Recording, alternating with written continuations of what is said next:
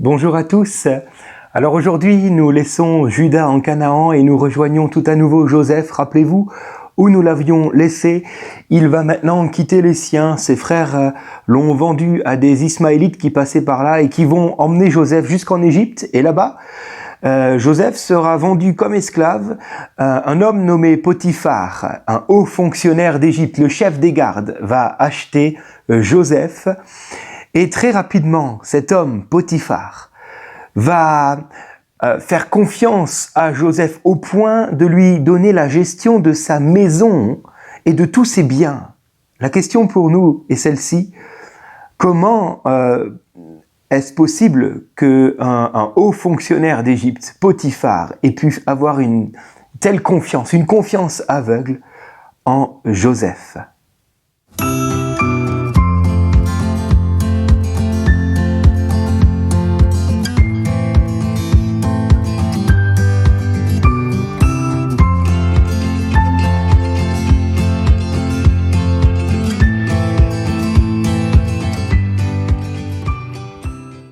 Voilà, bonjour à tous, donc heureux de vous retrouver pour ce café à la fois, ce moment privilégié que nous voulons prendre avec notre Seigneur. Combien il est bon de nous tenir dans sa présence. Lisons la parole de Dieu ensemble aujourd'hui, Genèse chapitre 39, les 6 premiers versets. Nous lisons ensemble, on fit descendre Joseph en Égypte et Potiphar, officier de Pharaon, chef des gardes égyptiens, l'acheta des Ismaélites qu'il avait fait descendre. L'Éternel fut avec lui et la prospérité l'accompagna. Il habitait dans la maison de son maître, l'Égyptien, donc Potiphar. Son maître vit que l'Éternel était avec lui et que l'Éternel faisait prospérer entre ses mains tout ce qu'il entreprenait. Joseph trouva grâce aux yeux de son maître, qu'il employa à son service, l'établit sur sa maison et lui confia tout ce qu'il possédait. C'est ce que nous disions en introduction. Dès que Potiphar lui établit sur sa maison et sur tout ce qu'il possédait, l'Éternel bénit alors la maison de l'Égyptien à cause de Joseph. Et la bénédiction de l'Éternel fut sur tout ce qui lui appartenait, soit à la maison, soit au champ. Il abandonna aux mains de Joseph tout ce qui lui appartenait, et il n'avait avec lui d'autre soin que celui de prendre sa nourriture. Amen. Voilà, jusqu'ici. Alors, pour répondre à la question posée en introduction, comment finalement Potiphar en est-il arrivé à avoir une confiance aveugle en Joseph? J'aimerais lire avec vous la réponse que Jésus nous donne, car Jésus nous donne vraiment là des éléments précieux pour répondre à cette question. Nous allons ensemble dans l'évangile de Matthieu au chapitre 24 et nous allons lire les versets 45 à 51. Il dit ceci: « Quel est donc le serviteur fidèle et prudent que son maître a établi sur ses gens pour leur donner la nourriture au temps convenable ? Heureux ce serviteur que son maître à son arrivée, trouvera faisant ainsi. Je vous le dis en vérité, il l'établira sur tous ses biens. » On y est, tout comme Potiphar a pu le faire pour Joseph. Mais si c'est un méchant serviteur qui dit en lui-même « Mon maître tarde à venir », s'il se met à battre ses compagnons, s'il mange et boit avec les ivrognes, le maître de ce serviteur viendra le jour où il ne s'y attend pas, et à l'heure qu'il ne connaît pas, il le mettra en pièces et lui donnera sa part avec les hypocrites. C'est là qu'il y aura des pleurs et des grincements de dents. Amen.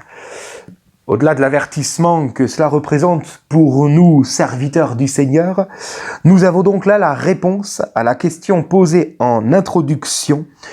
Celui qui se voit confier l'ensemble des biens, l'ensemble de la maison du Maître, n'est autre que le serviteur fidèle. Le serviteur fidèle. Pourquoi ? La parole de Dieu nous le dit rapidement, parce que celui qui est fidèle dans les petites choses l'est aussi dans les plus grandes. Voilà pourquoi. Celui qui est fidèle dans les petites choses, Dieu lui confiera toujours de plus grandes. Il nous faut donc devenir fidèles dans les petites choses pour que Dieu puisse nous en confier de plus grandes.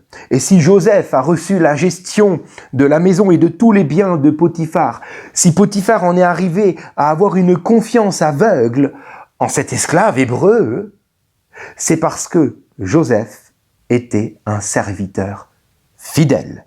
Qu'est-ce que cela veut dire être un serviteur fidèle ? Alors, un serviteur fidèle est fidèle dans 2 domaines, dans son travail et dans sa conduite. Dans sa conduite, dans le sens où il est un homme qui est honnête, qui est intègre, qui est loyal. L'intégrité, c'est quoi? C'est l'état de celui qui n'a pas été altéré, qui est resté intact. Et Joseph est resté intègre et intact. Au verset 17 donc de Genèse 39, la femme de Potiphar dira, parlant de Joseph, ce serviteur, cet Hébreu que tu as ramené. En disant cet Hébreu, ce n'est pas juste là une référence à une étiquette, à une nationalité, non, mais cela dénote plutôt une différence entre Joseph et les autres serviteurs de la maison de Potiphar. Joseph, contrairement à ses frères, contrairement en particulier à Judas, mais aussi aux autres, très certainement, Joseph est resté intègre. Et cela se vérifie au jour de la tentation, parce que dans la suite du chapitre 39, nous allons voir que Joseph va être tenté. La femme de Potiphar lui fera des suggestions, et Joseph va résister à la tentation. Nous parlerons de la tentation en général sur les 2 ou 3 prochaines méditations, donc je ne m'arrête pas sur cela aujourd'hui, mais on y viendra les prochaines fois. Un serviteur fidèle est donc un serviteur qui a une bonne conduite, qui est intègre, qui est fidèle, qui est loyal. Mais un serviteur fidèle fait aussi et avant tout référence à un travail accompli. Un travail accompli selon la volonté du maître. Rien n'est laissé. Et j'aimerais qu'aujourd'hui nous puissions rester sur ce point-là, si vous le voulez bien, parce que finalement, s'il n'y a pas de travail accompli, nous ne pouvons même pas parler de serviteur. Nous ne pourrons pas sonder le serviteur pour voir s'il est fidèle ou non, si sa conduite est intègre ou non. Il faut d'abord qu'il y ait déjà du travail qui soit accompli pour pouvoir sonder le serviteur. Combien de chrétiens aujourd'hui mettent l'accent sur leur intégrité, mais oublient de se mettre à l'ouvrage, selon la volonté de Dieu pour leur vie, car Dieu nous appelle à le suivre dans une vie de service, une telle intégrité finalement qui refuse de se mettre à l'ouvrage ne va servir que le moi, M-O-I, ok? On aime vivre l'intégrité, vivre la piété, parce que l'intégrité s'apprend. Et elle s'apprend comment? Elle s'apprend à mesure que nous découvrons toujours davantage l'amour de notre Maître sur nous. Plus je découvre que Dieu m'aime, plus je vais choisir de lui devenir intègre, en réponse à son amour pour moi. Autrement dit, tous les jours, lorsque je viens à lui et que je découvre à quelle mesure il peut m'aimer, alors je choisis de lui être intègre. Et donc finalement, si j'en reste là, mais qu'il n'y a pas là comme une réponse à l'amour de Dieu pour moi, une réponse où je vais me mettre en mouvement, où je vais me mettre à l'œuvre, où je vais servir. S'il n'y a pas là une réponse à cet amour de Dieu, alors cette intégrité qui est la mienne ne va me servir qu'à moi. D'où le titre de cette méditation, l'employé du moi, M-O-I. Combien aujourd'hui se servent eux-mêmes? Combien il est bon de venir vers Dieu pour voir qu'il nous aime? Et alors, notre réponse sera premièrement l'intégrité, mais la parole de Dieu pour nous aujourd'hui est celle-ci. Cela ne suffit pas. Dieu attend de nous, ses enfants, que nous puissions aussi accomplir ce qu'il attend de nous. La foi est une ferme assurance dans les choses qu'on espère et une démonstration de ce qu'on ne voit pas. Le Seigneur attend de nous que notre foi se mette en mouvement pour accomplir ce que Dieu attend de nous. Nous ne sommes pas appelés à rester simplement dans une forme d'intégrité. Je peux, par exemple, faire un parallèle avec un couple. Si vous êtes marié, c'est facile pour vous d'y penser. Sinon, imaginez que vous êtes marié et que, parce que votre conjoint vous montre tous les jours qu'il vous aime, vous allez lui dire, parce que tu m'aimes, moi, je vais te rester fidèle, je te le promets. Et vous allez travailler sur cela pour lui rester fidèle. Alors, bien sûr que c'est très bien. Mais si à côté de cela, vous ne portez aucune attention à votre conjoint, que vous n'essayez pas de répondre à ses besoins, que vous n'essayez peut-être même pas finalement de les connaître, alors que vaut réellement votre fidélité?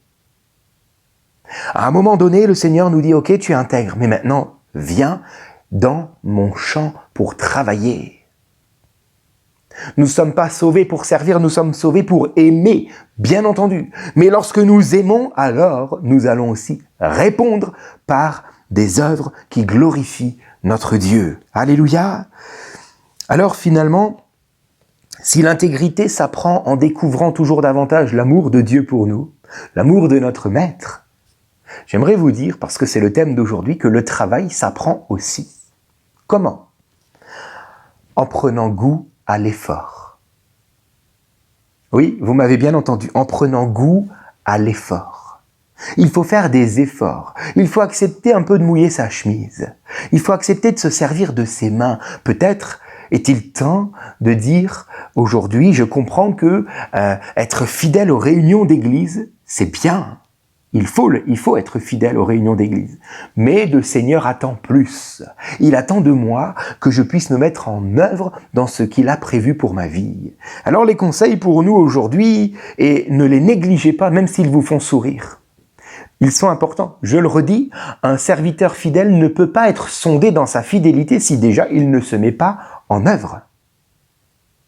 Et pour apprendre le travail, il faut prendre goût à l'effort. Alors mes conseils pour vous, donc j'y viens, pour nous plutôt, je me mets avec, vous voyez, eh bien inscrivons-nous dans une salle de sport et acceptons de transpirer. Et même prenons le goût de transpirer. Comprenez ce que ça veut dire? Ou alors vous allez dans votre jardin, dans votre potager et vous transpirez. Inscrivez-vous, et là un petit clin d'œil à la colonie dans laquelle j'ai servi au Tamaris dans le Jura, inscrivez-vous dans une colonie chrétienne et servez 18 heures par jour. Prenez goût à l'effort. Prenez goût à l'effort. Ecclésiaste 9, verset 10 nous dit « Tout ce que ta main trouve à faire avec ta force, fais-le. Fais-le. » Vous savez, un jour, des jeunes ont demandé à John Wesley, donc c'était il y a longtemps, vous l'avez compris, comment faire pour convaincre leur nation de la vérité, donc que Jésus est la vérité. Et voilà la réponse de John Wesley. Faites tout le bien que vous pouvez, par tous les moyens possibles, de toutes les manières possibles, à tous les endroits possibles, à chaque minute possible, à toutes les personnes possibles et aussi longtemps que possible. Waouh! Allez au-delà des mots. À votre avis, pourquoi Jésus, lorsqu'il a appelé ses disciples dans les évangiles, pourquoi Jésus est-il allé en particulier vers ceux qui étaient au travail, afin de leur dire maintenant venez et suivez-moi? Parce que ces gens-là sont appelés à devenir ensuite apôtres, à poursuivre le ministère de Jésus-Christ. Pourquoi le Seigneur nous a-t-il appelés, nous? Car nous sommes appelés aussi à poursuivre son œuvre sur cette terre. Alléluia, il a vaincu et nous voulons poursuivre en annonçant à tous la victoire du Seigneur à la croix. Alléluia. À votre avis, pourquoi Jésus a-t-il choisi un Saul de Tarse pour devenir apôtre? À votre avis? Parce que cet homme-là, qui va devenir l'apôtre Paul, était un homme zélé et qui ne tenait pas en place. Jésus a vu cela, il a dit, celui-là, il le faut dans mon équipe. Comprenez? Non pas que nous soyons utiles, mais lorsque nous avons goût à l'effort, le Seigneur sait qu'il pourra se servir de nous. Bien entendu, si nous n'avons pas appris l'intégrité, alors le Seigneur lui-même va nous dire maintenant, stop, arrête de faire et sois. Vous comprenez? Mais aujourd'hui, la parole de Dieu est plutôt de nous dire, c'est bien, tu es, mais maintenant, fais. D'accord? Donc je reviens à cela. Pourquoi le Seigneur a-t-il choisi Joseph plutôt que l'un de ses frères? Parce que Joseph a choisi de devenir l'employé du mois, mais du mois avec un S. Et il a réussi. C'est à Joseph que Potiphar va offrir toute sa confiance, toute sa maison, tous ses biens. Parce qu'il voit que Dieu est avec lui. Pourquoi? Parce qu'il est intègre et travailleur. Ce Joseph-là. Contrairement certainement à ses frères qui étaient aussi travailleurs, oui, on l'a lu, mais qui n'étaient pas intègres. Il faut donc les deux. Pourtant, Joseph aurait pu être l'employé du mois sans S. Il avait toutes les raisons de se servir lui-même. N'avait-il pas toutes les raisons d'être amer? Amer envers les Ismaélites qui l'ont emmené jusqu'en Égypte sans vouloir écouter Joseph qui certainement pendant tout le voyage voulait leur faire entendre raison. Amer envers son nouveau maître Potiphar qui l'a acheté comme on achète du bétail, là, sur la place du marché. Il aurait pu aussi avoir toutes les raisons d'être amer envers Dieu qui a changé ses rêves en cauchemars. Cependant, Joseph va laisser son amertume pour travailler fidèlement, pour se dévouer à la tâche que Dieu lui a demandé. Il va apprendre la langue égyptienne. La Bible n'en parle pas, mais il a dû le faire. Il va devoir apprendre les us et coutumes de l'Égypte. Il va apprendre à satisfaire les besoins de son maître Potiphar et même d'aller au-delà de ces besoins-là. Et Dieu va donc ainsi être avec Joseph. Potiphar va le voir et va léguer tous ses biens à Joseph. Je termine avec ces deux versets, Tite, chapitre 2, versets 9 et 10. « Recommande-leur d'obéir à leur maître en toutes choses, qu'ils cherchent à leur donner satisfaction, qu'ils évitent de les contredire et se gardent de toute fraude, qu'ils se montrent, au contraire, dignes d'une entière confiance. Ainsi, ils rendront attrayant l'enseignement de Dieu, notre Sauveur. » Que cette parole reste dans nos cœurs et nous offre de nous mettre maintenant, s'il le faut, en mouvement. Levons-nous pour la gloire de Dieu. Ne faisons pas ce que nous voulons, mais demandons à Dieu de nous montrer ce qu'il attend de nous et mettons-nous maintenant à l'œuvre, même si cela demande de mouiller la chemise. Alléluia. Merci Seigneur, parce qu'aujourd'hui tu nous parles encore. Je prie Seigneur que tu puisses trouver dans nos vies des serviteurs fidèles.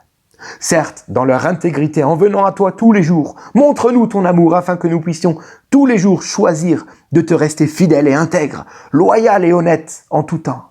Mais aussi, Seigneur, que nous soyons fidèles dans ce que tu attends de nous. Il y a ce que nous imaginons et il y a tes projets. Aujourd'hui, nous voulons mettre à plat tout cela et te dire, Seigneur, montre-nous quelle est ta volonté. Et donne-nous ce zèle que donne la parole de l'Évangile. Nous voulons revêtir ces chaussures à nos pieds afin d'aller maintenant, même si cela veut dire transpirer. Serre-toi de nos mains, serre-toi de nos pieds, Seigneur, afin que nous puissions glorifier ton nom dans ta volonté. Merci, Père. Amen. Que Dieu vous bénisse et à vendredi. Je viens t'offrir, Seigneur, ce que j'ai de meilleur. Je viens t'offrir ma vie. Oui, à toi, Jésus-Christ. Et même si je suis fragile, et même si c'est difficile, je chanterai gloire à l'Éternel. Je chanterai louange à son nom. Je chanterai Dieu, tu es mon essentiel. Je chanterai en l'honneur de son nom.